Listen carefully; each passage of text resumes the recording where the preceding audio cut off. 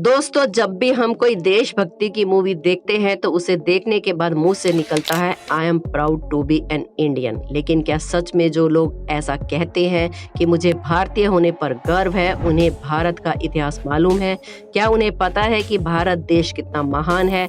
आज के इस वीडियो में हम आपको इतिहास में 1000 साल पीछे ले जाने वाले हैं और बताने वाले हैं कि कैसा था मेरा देश 1000 साल पहले और उसे सोने की चिड़िया क्यों कहा जाता था। आज हमारे पास हर सवाल का जवाब है, हर मुश्किल का हल है। आज आपको भूख लगती है तो ज़ोमैटो है, आपको दूसरे शहर जाना है तो ट्रेन है, दूसरे देश जाना है तो फ्लाइट है, गाने सुनने के लिए स्पीकर है, किसी से बात करनी है तो फोन है।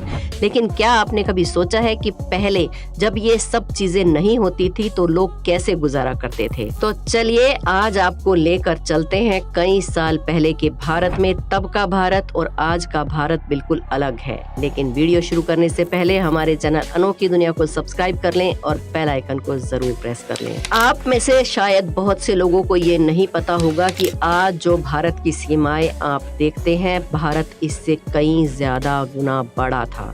भारत की सीमाओं में Afghanistan, Pakistan, Nepal, Tibet, Bhutan, Bangladesh, Burma, Indonesia, Cambodia, Vietnam, Malaysia, Java, Sumatra, Maldives और ऐसे कई छोटे बड़े क्षेत्र हुआ करते थे। हालांकि सभी क्षेत्र के राजा अलग अलग होते थे, लेकिन कहलाते सभी भारतीय जनपद ही थे। यानी कि जिन्हें आज भी लगता है कि कश्मीर से लेकर कन्याकुमारी तक ही भारत की सीमा है, तो बड़े अफसोस की बात है, वो बिल्कुल गलत है। सालों से होते आ रहे बाहरी आक्रमणों ने देश को कई हिस्सों में बांट दिया। अगर इतिहास उठाकर देखा जाए तो सम्राट अशोक के राज में हमारा देश एकजुट था, किंतु उनके बाद हुए सैकड़ों युद्धों ने देश को काफी ज्यादा हिस्सों में विभाजित कर दिया और उसके बाद बाहरी आक्रमणों ने नए नए देश बना दिए और उसके बाद अंग्रेजों ने तो सब कुछ ही लूट लिया, वरना हमारे देश की सूरत कुछ अलग ही थी। आइए अब बात करते हैं उस समय के पहनावे की। अभी लोग क्या पहनते हैं वो तो आप जानते ही हैं, और आज से 70 साल पहले क्या पहनते थे ये भी आप जानते ही होंगे।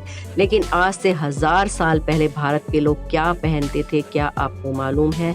क्या आपको इसकी जानकारी है कि उस समय लोग यानी कि जो पुरुष होते थे वो सूत की धोती को पहना करते थे और उसे कमर से लपेटा जाता था, जिसे पीछे की तरफ बांधा जाता था। भारत में कपास की खोज हुई थी, कुछ लोग माथे पर पगड़ी भी पहनते थे। तब पुरुष अपनी दाढ़ी बहुत छोटी रखते थे या फिर बिल्कुल नहीं रखते थे। पुरुषों का ऐसा पहनावा हजारों साल तक चलता रहा।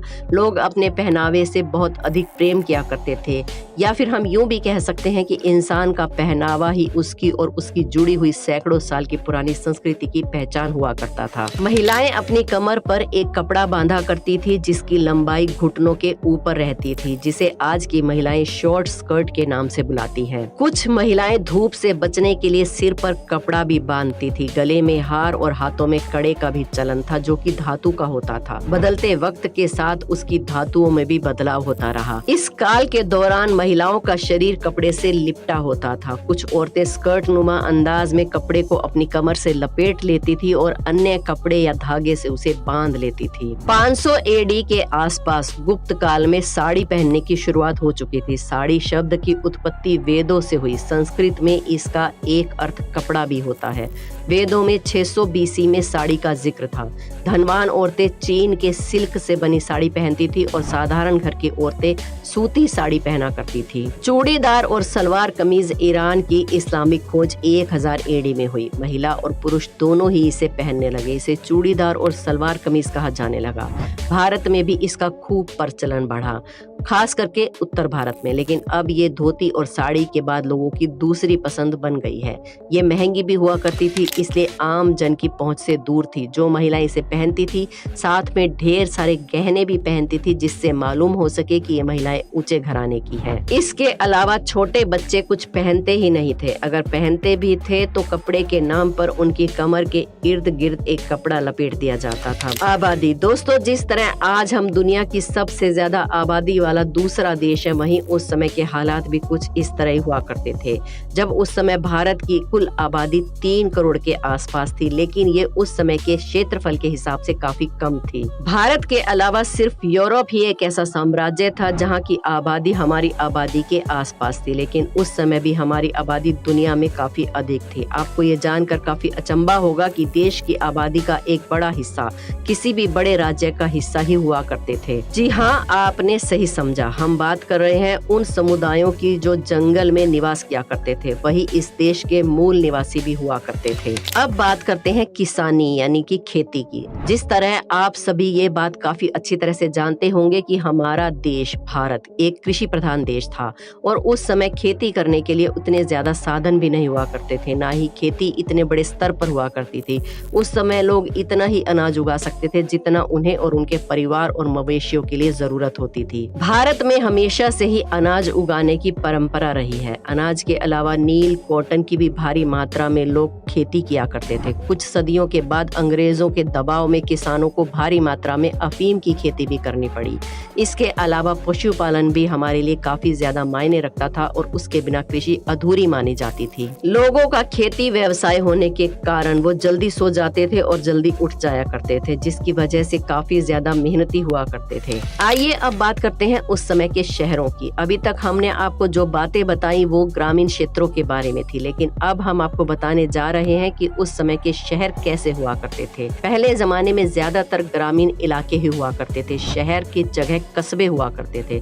अब बात करते हैं कस्बों की। उस वक्त के कस्बे भी संसाधनों की कमी की वजह से उतने ज्यादा विकसित नहीं हुआ करते थे, लेकिन कस्बों में काम मिलना काफी आसान हुआ करता था। कस्बों में अधिकतर अमीर या ऊंचे घराने के लोग ही रहा करते थे जो अपना ज्यादातर काम खुद करना पसंद नहीं करते थे। उन्हें अपना काम करने के लिए मजदूरों और नौकरों की जरूरत हुआ करती थी, जिसकी वजह से ग्रामीण इलाकों से निकले हुए लोगों को आसानी से कस्बों में काम मिल जाया करता था। इसके अलावा वो लोग मिलों में भी काम किया करते थे। ज्यादा टेक्नोलॉजी न होने की वजह से उन्हें काफी अधिक मेहनत करनी पड़ती थी, लेकिन ये लोग काफी खुश हुआ करते थे।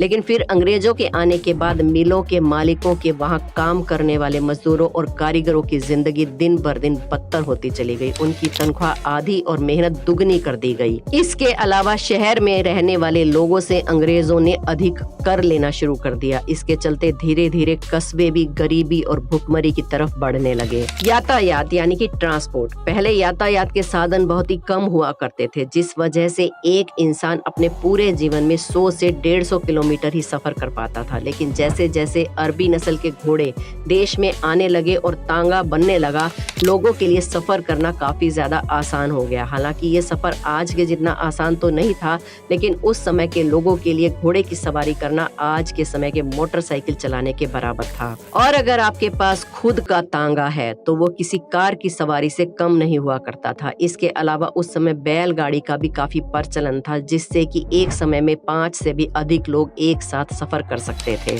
अब आखिर में बात करते हैं आमदनी की। आपको क्या लगता है हमारे देश का हाल हमेशा से ही ऐसा था? अगर आपका उत्तर हाँ है तो आपको बताना चाहते हैं कि आप बिल्कुल गलत हैं। लोगों के पास कमाई के कई स्रोत हुआ करते थे। लोग खेती भी करते थे, पशुपालन भी करते थे और इसके अलावा मजदूरी भी किया करते थे, जिसकी वजह से लोगों के पास धन की कोई कमी नहीं हुआ करती थी। भारत के इसी धन ने हमेशा से बाहरी ताकतों को आक्रमण करने के लिए उत्साहित किया। देश के अंदर हमेशा ही पैसा भरपूर था। हम किसी भी चीज के लिए कभी भी किसी और देश या राज्य पर निर्भर नहीं होते थे, लेकिन अंग्रेजों ने इस देश को और देश के लोगों को गरीबी की तरफ ढकेल दिया। तो दोस्तों, हमें उम्मीद है कि आज के इस वीडियो में आपको भारत की एक नई छवि देखने को मिली होगी। अगर ऐसा हुआ तो हमारा आज का ये वीडियो बनाने का मकसद पूरा हो गया। तो दोस्तों, वीडियो को एक लाइक जरूर करें, हमारे चैनल अनोखी दुनिया को सब्सक्राइब कर लें और बेल आइकन को प्रेस करना ना